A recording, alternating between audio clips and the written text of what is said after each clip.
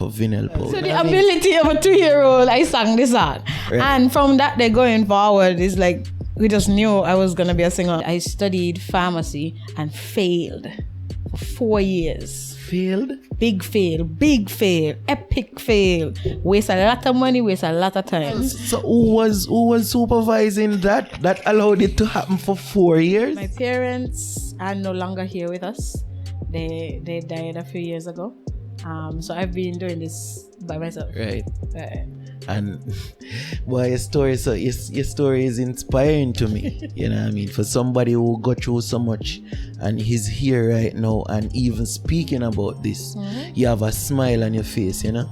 It's like me see a strong black woman sitting here next to me. Keep pushing, keep going. I get discouraged all the time. Like, why am I even doing this here? People don't want it here. You know, people not gonna pay for a singogram. They don't even know what a singogram is. But I kept going. I kept pushing. I had to offer some for free. I had to show up and be like, hey, this is necessary. This is important. And I believe in this. I believe it's gonna work. If it doesn't work here, that's okay. Right. There are more places in the world. Hoy, and I said nobody now believe it. Well, if they me say I beat it. Me and the pastor, me not go preach it to how we all it down. Yeah, man, it's Dejour, and I mean, giving you a different perspective on Perspectives Media. Easy.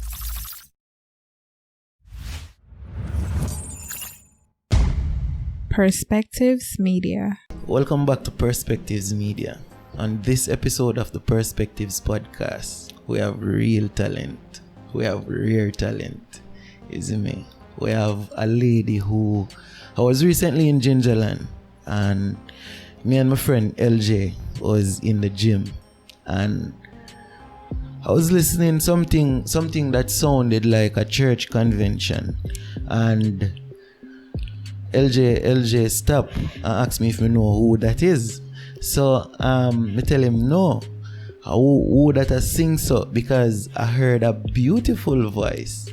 You see me? And I was so mesmerized by that voice that I had to go down to that event. You see me? Even though I wasn't dressed in any way, shape or form, I was just at the gym with LJ. I had to go and see who that was. And when I reached, the event was actually wrapping up. You know what I mean? And I asked LJ immediately to introduce me to the artist. You know what I mean? And here we are today. Miss Venelle Powell. So, Venelle Powell, introduce yourself to the people. Hi, my name is Venelle Powell. I'm a performing artist here on the island. I'm a professional vocalist, a music educator.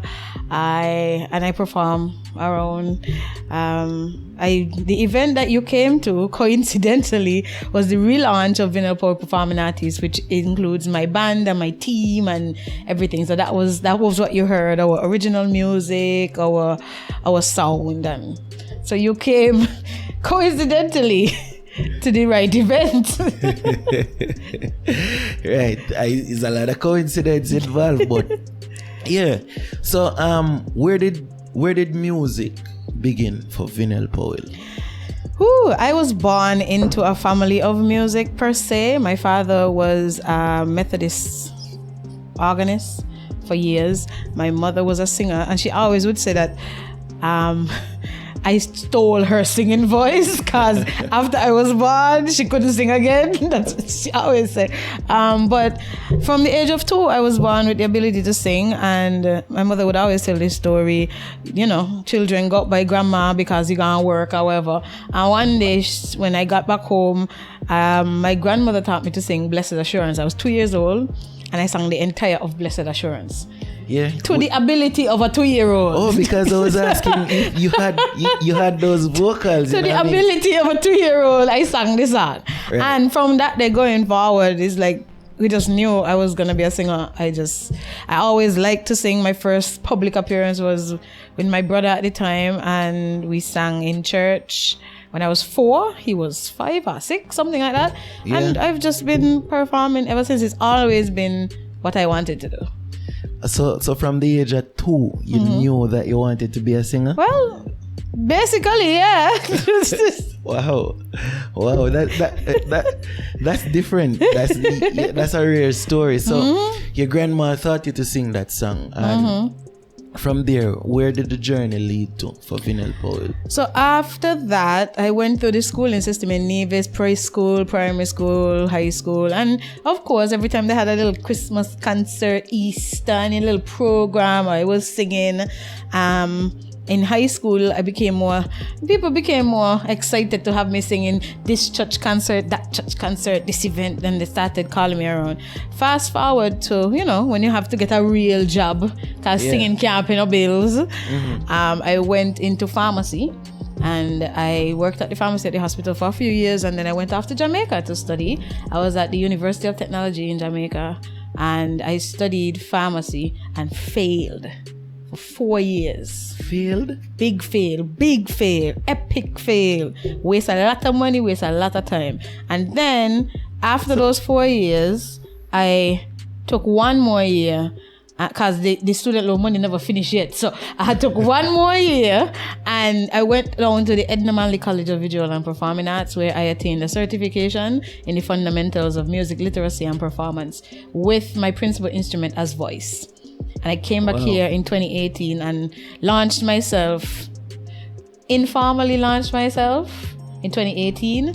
2019, February 8th, via a Facebook post, I launched myself. And then from there, the team started to grow and everything. And we just relaunched. The 2nd of April, they're gone. And that has been the journey. Okay, so rewind. Rewind a bit, because we're not going to just skip over the fact. Well, no, I gave you the summary, so you can pick now. Wait, no. We're not going to skip over the fact that you failed. Big fail. So how? Expound on that. Expound on that. No, man. I feel like everybody has something that they can do and something that you can't do. And pharmacy was something that I couldn't really do. And there's a part of you that has to realize, hey, I just can't do this. And that's fine. So it took you 4 years to realize? 4 years of failing. So because I was sent by the government, right? And I had a student loan from the bank down here. So, and then at the time, what was happening in the island is that there wasn't a trained pharmacist from Nevis on the island at the time. So it's like I was supposed to come back and be the next trained pharmacist, right? So there was a lot of pressure. Doing something, trying to please the Nevis Island administration, the bank, my parents, trying to please everybody, but myself, right? And it was really frustrating, and it was completely different when I went to music school, because in pharmacy school, I would do a test, come back with 30-40%. In music school, literally hundreds. I went from 0 to hundreds, literally, in my grades and stuff. Yeah. Real quick. Yeah, So during that time in school, right? You wasn't there anything in your mind that said, Venelle, I'm doing something wrong here? Yeah, but the pressure was there. Remember, I come from a small island. I was supposed to be the next pharmacist. I got to try again. This gonna happen. I got to try again. And that kept going. And each semester, no, I failed this time, but I got to try again. So nobody would have been updated on your status every year I had to come back with my grades and everything, and show the government and show the bank. So who was supervising that allowed it to happen for 4 years? That makes no sense to me. That's absolute madness, Venelle. Well, that's what happened. I could only tell you what happened. That's what happened. And at the end of, because I was doing summer school, so I was trying to patch this thing together, but it just wasn't working. And at some point, you have to stop and say, hey, this might not be it. Everybody has what they can do and what they can't do. And if you stop and you try. I was trying to give it its time to mature. And it never matured, so you had to pull the plug. I understand 4 years was really long. I understand 4 years was really long for the plug to be pulled. Right. But eventually it was pulled. Right. So how did that that came crashing down? It was a lot. It was really a lot of mental pressure, mainly because like I have to explain to the bank every semester. I have to explain to the government every semester, my family life, and it's like, as much as I try, it just wasn't working out. Like, and it's not like I wasn't studying and I wasn't doing the work. Some people might take a free pass and be like, I failing, so I gonna do everything. No, I was doing the work, but I just wasn't passing. So it really came crashing down in that last summer of 2017 when I had to tell my father, it's a big man conversation. Like, this can't continue. I mean, we waste a lot of time, we wasted money. Like, and how the course was going to is like, I hadn't passed enough for us to be at a certain level. So then to continue would have taken another loan, would have taken another this, would have taken another that, and it would have just been too much. So I pulled the plug and made the switch. It was crazy. It was hectic. It was mentally destroying. It was a lot. But Wow. the switch was made, and then the healing started when I went down to Edna and literally was getting 90% with the same amount of effort that I was putting into pharmacy school. Right. Yeah. So it's not like I couldn't do something. I just couldn't do that. Right. And you have to understand, if you got a size shoe, if your size of shoe is 9, you can't fit in a 4. No matter how you try to push your foot in a size 4 shoe, it ain't gonna go. It gonna squeeze, it gonna hurt, your foot gonna bleed. It doesn't matter. Eventually, you got to go buy your size. Right. So you finally buy your size. Yeah. Then. So, and you found that size at Edna Manley School of Art. I did. So separate and apart from failing, how was school life in Jamaica? Because people have this idea of Jamaica, right? Mm-hmm. It can be, some people have a negative picture of Jamaica, some people have this paradise picture. What was life like in going to school for Venelle Powell? I experienced in both Jamaica? the negative and the paradise, and it has a lot to do with actually what happens there and how the media portrays Jamaica. Right. Because there were scary situations. I was in a few of them. Thankfully, nothing ever happened to me directly, but people around me, things happened to, like my friend would get robbed, or a student on the campus would get murdered down the road, and those kind of things. So bad things were happening around you, but at the same time, the country is beautiful. It's amazing. The culture is rich. Like, the traditions are a sight to behold. So you get both. You get a bit of both. Yeah, ways, I got both. It's not more negative than positive. Again, I feel like that really has a lot to do with how the media portrays Jamaica to the rest of the world, because a lot of bad things do happen there, but also a lot of good things do happen there. Exactly. So the scale is balanced. Yeah. All right. Yeah. So you would have gotten your certification in music, specifically as a vocalist. Now you came back to Nevis. Or was that transition coming back to Nevis now? So you tried for 4 years, you failed. Now you're a success in music school. How was that like coming back to Nevis now as a singer? I didn't want to come back, you know? I did, because I wanted to finish music school. That's why I didn't want to come back yet. Because I wanted to get as much out of music school as I could get. Understanding I only had 1 year, I wanted to wring the rag dry before I come back. Right. But when I did come back, it was an interesting transition, because again, I was registered with the government and everything here to be a pharmacist, so that would have been under the Ministry of Health. So now I had to transition, because at the time there was no entertainment jobs under government. We recently received a Ministry of Art and Entertainment in St. Talent. I don't remember the name, but it's Art and Entertainment in St. Kitts now. The government just put that ministry in place. So hopefully in the future, there will be more jobs under the government for entertainers. So I had to transition into teaching. Right. And I was then moved from the Ministry of Health under the Ministry of Education to the music department, where we would go around to the primary schools and teach basic music. Right. So, and that was fine. They took a little while to call me back, but that was fine. It was once it started, it was good. And then after COVID, we couldn't move out because we were moving from different schools, so we couldn't move around as much. And I was placed in the high school as a temporary job, and then the high school was like, "Yeah, we're not sending you back." So I'm still at the high school now. So, wow, we actually have a teacher. We actually have a teacher. Wow. So we have a teacher and an artist here. So now, what's life like being a teacher? Being a teacher. Okay, so it's exhausting, but it's also kind of exciting because for me, I understand that for art and entertainment and music in general to be incorporated into the society, we have to work with the people that are coming, not the people that are here. Right. As the people that are here can't hear what we're saying. No, you can't. So to shape the minds of the people of the next generation, it might not be for me, but it might be for my children and my children's children, where they can now have jobs in entertainment in St. Kitts and Nevis. Right. Which it's coming. And I would love to, I love the fact that I'm a part of creating history.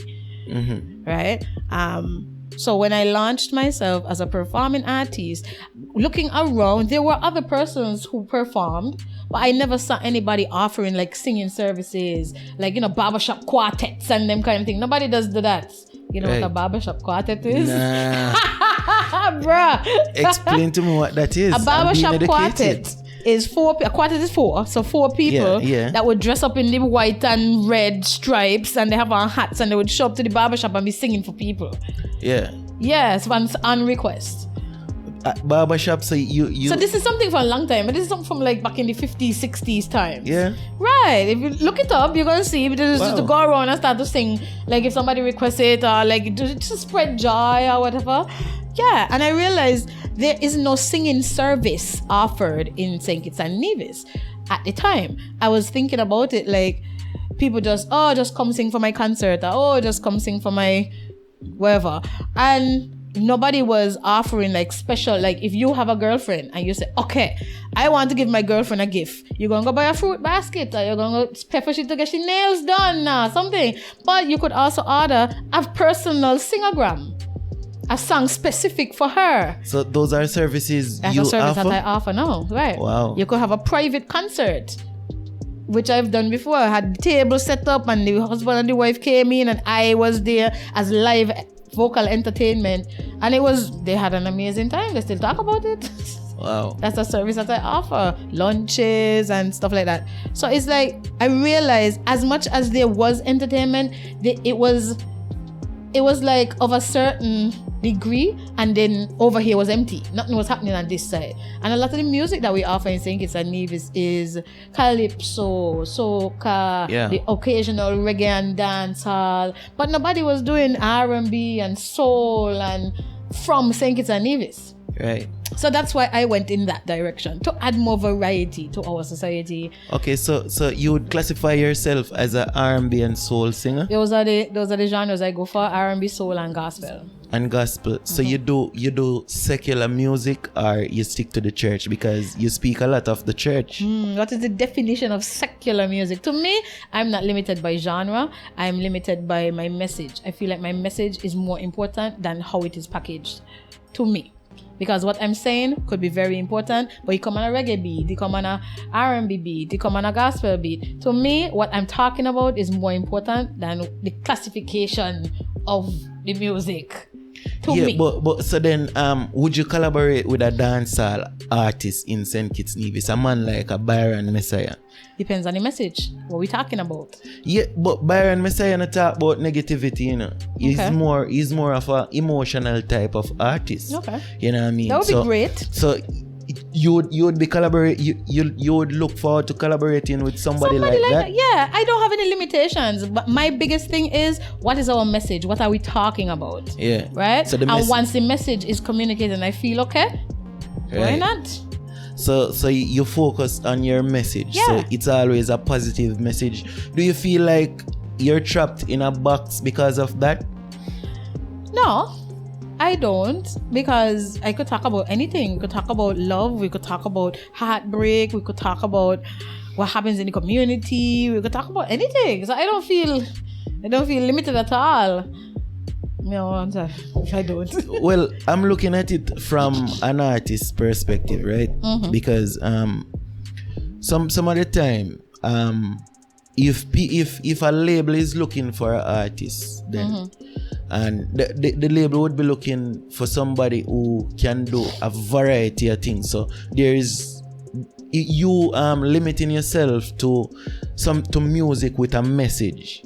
It can be seen as a limit in a sense, you know. So it's like somebody like a dancehall artist, a raunchy dancehall artist, wouldn't even feel like they can have a collaboration with you with such a beautiful voice. You know what I mean? Well, it depends. It really depends on how you look at it. Look at Whitney Houston. She wasn't limited, but she sang one style of music forever for her life. Yeah, but there's only one Whitney Houston. And there's only one Venelle Powell. That's true.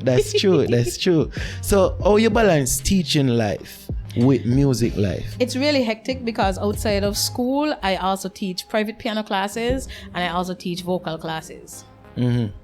So it's a lot. My schedule is always full. I'm very grateful for this holiday now. It's a lot. So you've been enjoying your holidays so far? Yes, I have. I've been sleeping a lot and I'm very glad. I don't get to do that often. I'm very glad.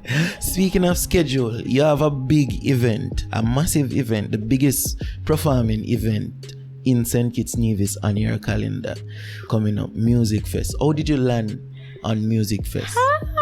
That's a very good question. In 2020, I was called for a music festival and I was listed to perform with Gladys Knight, Chronix, Coffee, and Jenny Aiko. I was on the last night.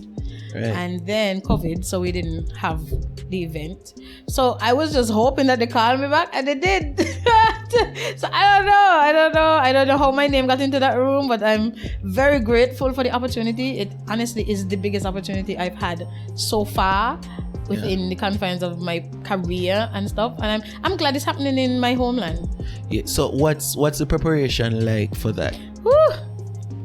It's a lot. I can't say too much, but it's a lot. It's a lot because how I want everything to go. Well, you were there on the 2nd of April, right? We were rehearsing for like 4 months before that. Yeah. So 4 months, like every week, like consistently. Yeah. So same thing, but more intense. For the people watching now, what special can they look out for from Venelle Powell? Well, the good thing is I'm planning to do some releases really soon of the original songs that we would have launched on the 2nd of April. So you can look out for that, and they will definitely be coming back at Music Festival. I want to be able to showcase my original work. Right.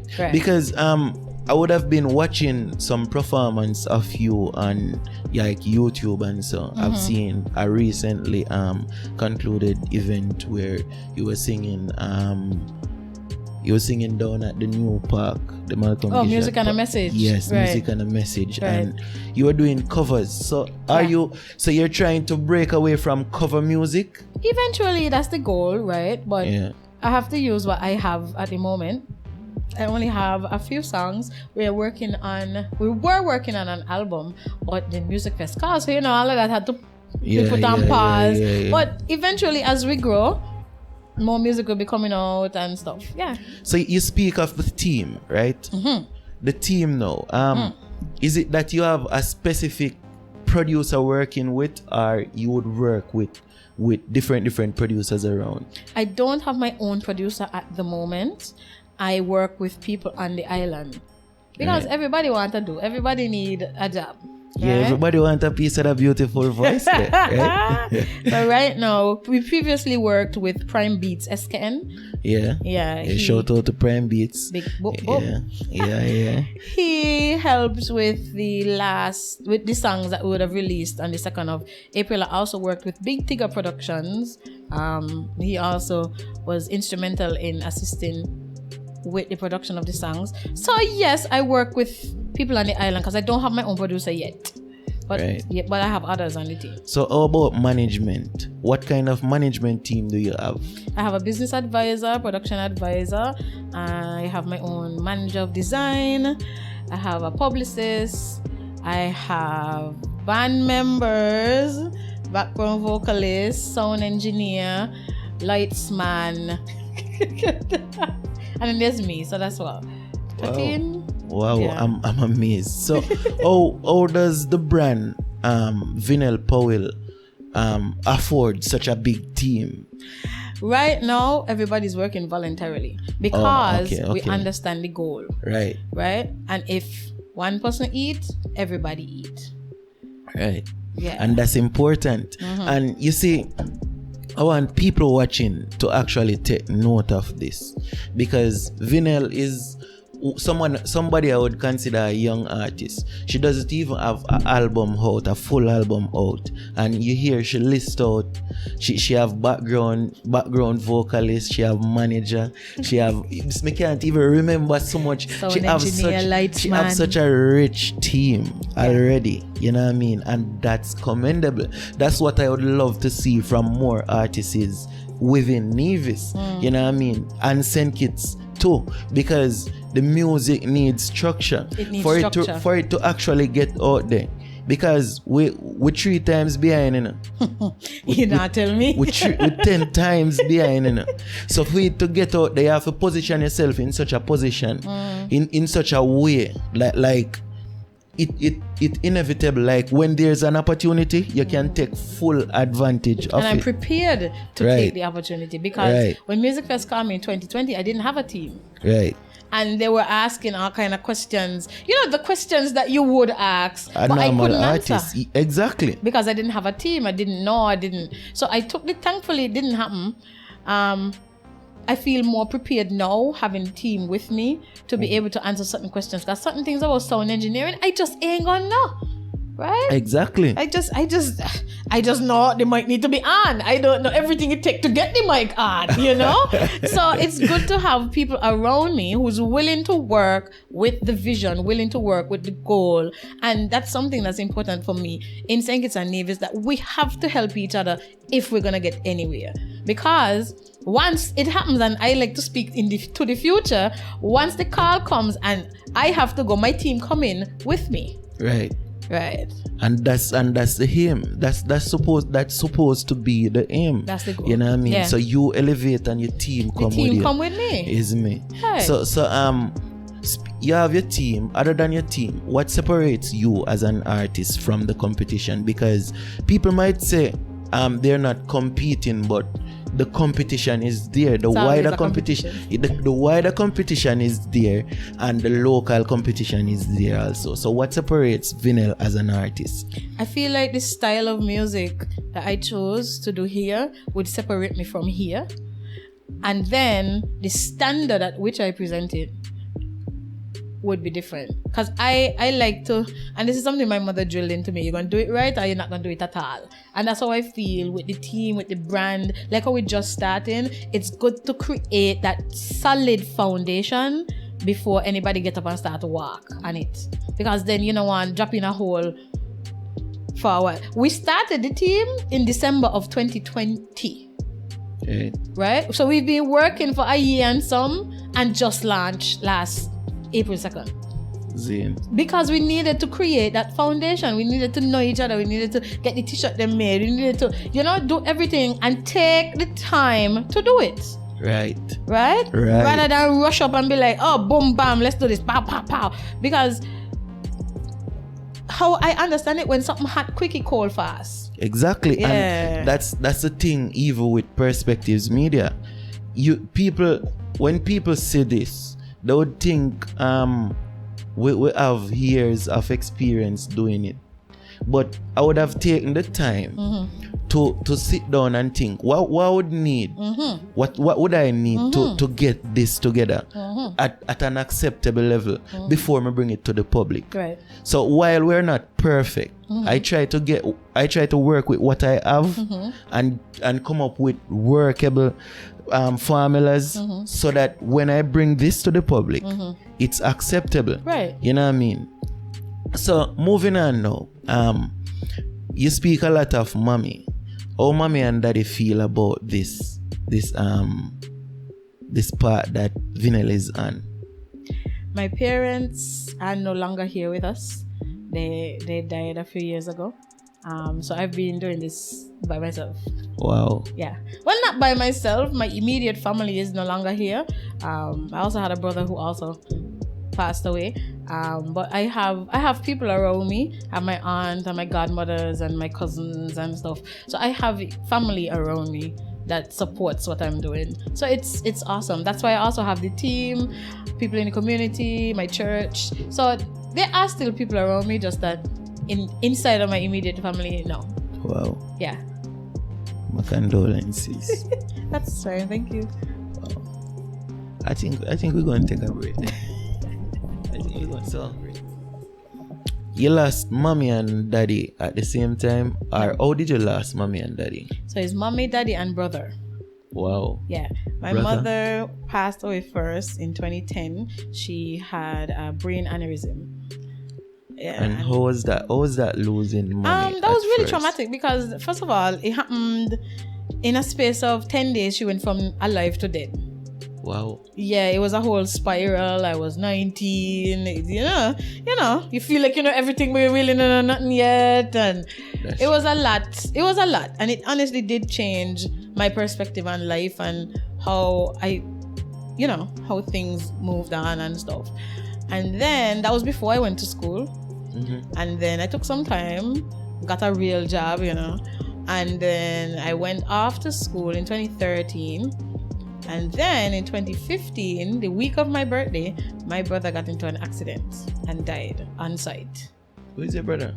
You might not know him. I was here since 2012. Okay, Venelle Powell. He used to drive a blue Mazda. Oh, so how was that? You lose mommy and then you lose brother. Vern one was weird because I literally had left Nevis 1 week before the accident. And I went back up to Jamaica. And I remember this is the week of my birthday. So when I reached back to Jamaica, it's like party time. I was on a high.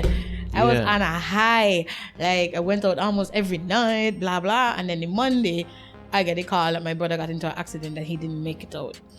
And I had to be back on a plane by Wednesday, coming back home. So it was crazy town. And then people around at Nevis spot. So people around us who had done mommy passed over, like, oh. So it was very overwhelming. And then remember I was failing school, so I had to go back up to go continue failing. It was just a lot. It was just a lot.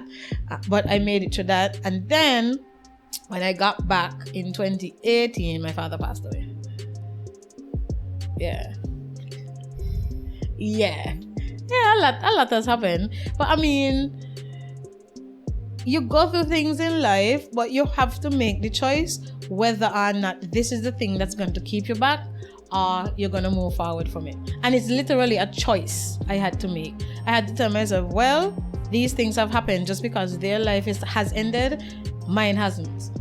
So that doesn't mean I should stop living. So what did you say their passing affected your schooling in any way? So like you were failing before, but don't you think, what did you say, you would have failed even more? At the time, everything was everything because I was already failing. It's not like it was good and then you slide back. No, it was already bad. So I don't think it got any worse per se because it was already terrible. So how did you deal with that trauma? Because that's traumatic. However you look at it, that's a traumatic situation. You would have it was lost really mommy, traumatic. then brother, then daddy within this less than 10 years. Like about that. You understand? So how was that? How did you deal with the trauma of their death? It was a choice. Every day it was a choice. Today I'm gonna get up. Today I'm gonna take a shower. Today I'm gonna eat. Today I'm gonna try to do my schoolwork. Today it was a choice. Every day it was a choice. And I see how people can spiral into that downward path. I saw it. I felt it. I understand it. But it was also a choice. And I had to tell myself, as bad as you feel, we ain't going over there. This is not for me, right? I had to make a choice. I relied heavily on my faith because I am a Christian. So I relied heavily on praying, and like my church family, they used to pray for me. They used to just, it was really supportive. And I also relied heavily on the people who surrounded me. So I tell you, I have my aunt. So she was always there. Yeah. But honestly, in and of myself, it was a choice.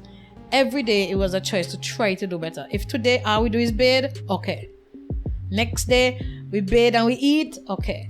That's progress. Yeah, it had to be a choice from inside. And then it's like after I done went to the first one, the second one, by the time the third one came around, I understood what was gonna happen. And pharmacy school wasn't a fail because I did a psychology course, so I understood the workings of the brain and certain parts of when traumatic situations happen. So I was relying on that. I was trying to find my happy receptors. I was trying to get those activated, right. So it wasn't a waste. I will never say that my experience in pharmacy school was a waste of time or a waste of money. But like, I did learn stuff which I was able to utilize in my life. Because even when in daddy's situation, that was a lot in the hospital, and I was in there giving the doctor suggestions. What do this, sister, that, you know? And they were like, that's a good idea. So it wasn't, I wouldn't say that I wasted too much time with it. Maybe I could have come out a little sooner, but I mean, everything has its purpose, everything has its season. So I would have learned what I needed to learn for the life that was created for me. Right. And boy, your story is inspiring to me. You know what I mean? For somebody who got through so much and he's here right now and even speaking about this, you have a smile on your face, It's like me see a strong black woman sitting here next to me. You know what I mean? So how did that situation affect your music now?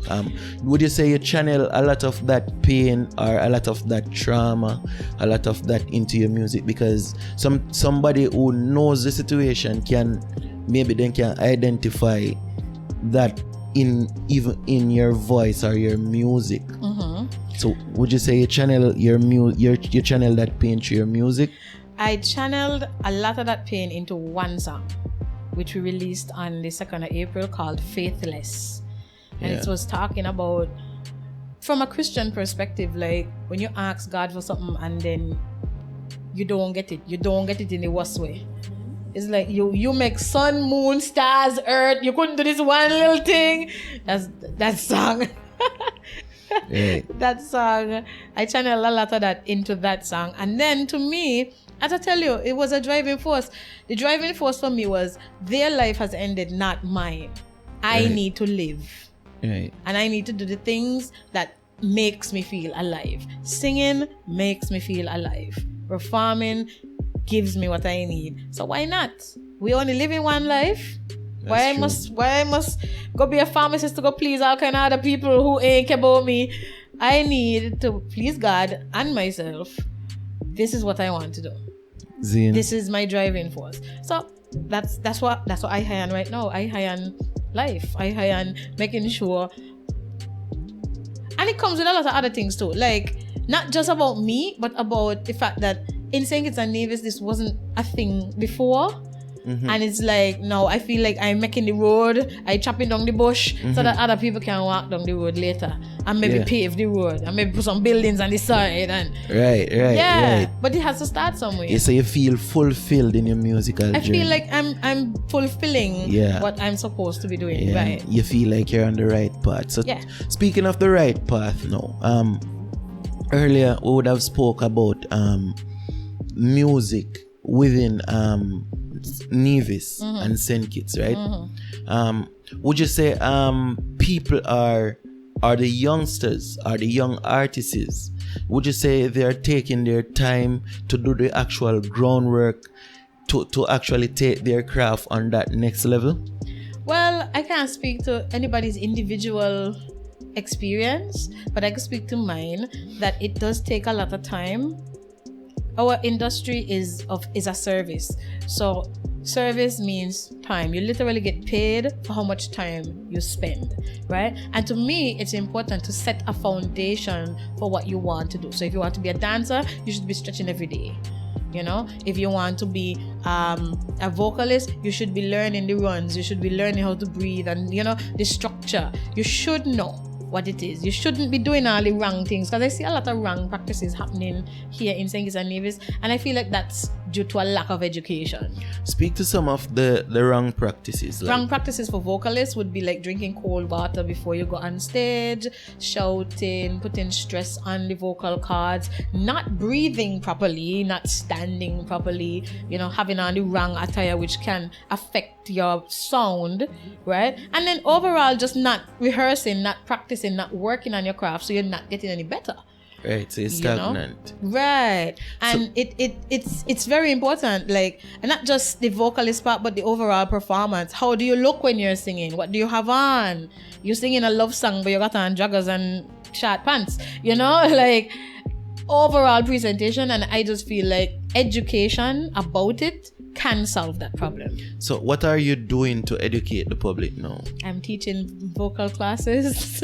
I'm teaching basic piano classes, and I'm in the school teaching as well. So I'm literally teaching. Yeah, and you're teaching by example also. I would have attended that event, and the dressing, you see the team stands out from the regular person. So I can actually see that you would have, it's not just talking. No. You know what I mean? Because a lot of times people talk it, but you're actually putting in the work. And you know, before you came, we had a recital before you came. So we had 2 events on the same day, and the recital was at the end of an 8-week course. I had 2 vocalists who went on stage and presented themselves in song. Right. So literally, I'm teaching, I'm creating it, I'm trying my best to make it a reality here in St. Kitts and Nevis, because I ain't trying to get all the money for myself.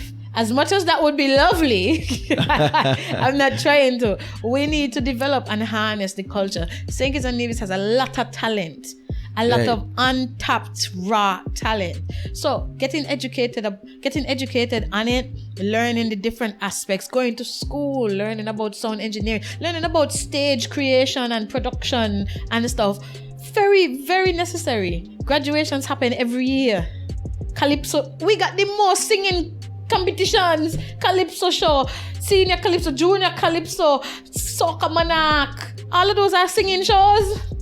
So why do you think the young people are really interested in it? Our society does not harness the zeal. People here don't see it as a job. They see it as a hobby. And that comes from generations before, because generations before, playing a guitar was just for fun, singing was just for fun, it was just a ha-ha moment. But we need to understand that this is a legit career, right? John Legend makes millions, Whitney Houston made millions, Michael Jackson, Beyonce, but they are people. Venelle, there are some people watching this and saying, they're looking at it on a numbers based. There's only one John Legend, one Beyonce. So while there's 1,000 different talents, you only have one Venelle Powell. You know what I mean? So humans love safety, right? So a man would quicker take a career where them know say at the end of the day, me I go only reach this far, but me know me guarantee for reach this far.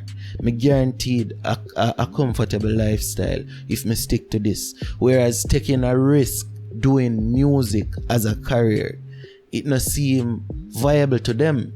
You know what I mean? So what would you say to somebody with that opinion? Keep pushing, keep going. I get discouraged all the time. Like, why am I even doing this here? People don't want it here. You know, people not gonna pay for a singogram. They don't even know what a singogram is. But I kept going. I kept pushing. I had to offer some for free. I had to show up and be like, hey, this is necessary. This is important. And I believe in this. I believe it's gonna work. If it doesn't work here, that's okay. Right. There are more places in the world.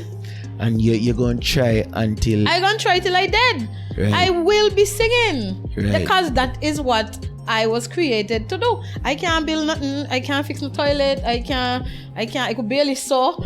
Cooking skills is okay, right? So this is what I was created to do. I'm going to do this. And it's like to encourage whoever is listening, like whatever you can do that. Because at the end of the day, I could only sing. I can't comb my hair. I need somebody to comb my hair. I just learned how to do my makeup the other day. Somebody had to be doing my makeup. See, I have a manager design guy and not more clothes and fabric. So it's a cycle in life to me. And I tell the students in school this all the time. We all need each other to survive. Somebody got to sing. Somebody got to fix the toilet. Somebody got to paint the wall. Somebody got to create the lights and things. Somebody got to be the doctor. So when everybody's sick, then we got to go to the doctor. Everybody is needed. So whatever passion or dream anybody would have, go for it. Just go for it. Right. Why sit down and be, this can't happen. Let me just go work in statistics. And bored. No, if you have a real passion, just go for it. And then is a generational thing too, you know? Yes. Because look at it this way, Zin. When you go to school and you have career day, Zin, there is no parent dressing their child as an artist to go to career day. We never say that. Not yet.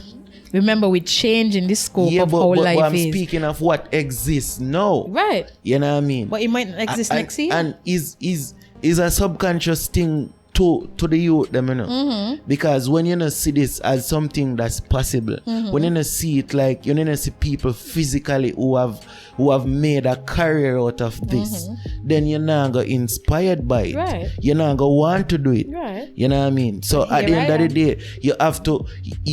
There needs to be more Venelle Powell on music festival. You know what I mean? Hopefully, and I'm not the only one in St. Kitts and Nevis who does this, but hopefully more people become more interested. Yeah, but you're the only individual there. So far, you know. I tell you, I have hope for the future. As much as people say, "Oh, things not gonna change," maybe it won't change in your world, but it will here. Because I believe eventually it might not change tomorrow, might not change next week, but 5 years from now, we might have more artists. Back in my time, when I was in high school, there was a shortage of doctors. There was no doctors. Like 3 people was working in the hospital. They were overworked, overstressed. Right now at the Alexandra Hospital, there's more than 10 doctors. Right? That happened within the space of what? 10, 15 years. There was a change. So why is it that we can't have a change in art and entertainment? I always have hope for the future. Things can change if we want them to. Right. So speaking of the future now, what can the people expect from Venelle Powell? More standard, more class, more music, more appearances. We were kind of in the background before because I tell you we were taking the time to work on the craft, but now is more visibility, more school visits. I've registered as one of the artists at the Ministry of Art and Entertainment. I'm also supposed to register with Echo. Echo is the... Yeah, I know what Echo is. I've been to an Echo meeting. Yeah. So you collect your royalties from the music. Yeah, but what because we just launched? Yeah. That's important. And next thing to doing an advice I would give you is to focus more energy on original stuff. So original beats, original songs. You know what I mean? If it is that you're going to be using a sample, you try to get clearance for it as much as possible. Right. Because at the end of the day, one of these songs can blow up. And one of these songs will blow up. You know what I mean? And blow up and then you have to pay or 3 million. You know what I mean? We gain problems. So Venelle, tell the people where they can find you on the socials. So I'm on all platforms, YouTube, Facebook, Instagram. I'm on Twitter, but I use that in a while. Yeah. Snapchat. I want you to type in my name and spell it correctly. Venelle Powell, you will find me. Spell it out for the people. Venelle Powell. Powell. Right. And I am from the island of Nevis, so you could find me anywhere. Right. So, right here. So it's not like I'm inaccessible. Yeah. It's right here. Yeah. So remember, people, to leave a comment in the comment section. Isn't me? Venelle Powell is a very talented artist. Isn't me? Remember to like the video, share the video. Isn't me? Follow us on Instagram at perspectives_media. Follow us on Facebook at Perspectives Media. Isn't me? Because we have a lot of amazing content coming soon. You know what I mean? So until next time, we're out. Peace. Oi, and I said nobody now believe it. Well, if them here say I beat it, me and the pastor, me not go preach it to how we all it down. Yeah, man, it's Dejua, and I mean giving you a different perspective on Perspectives Media. Easy.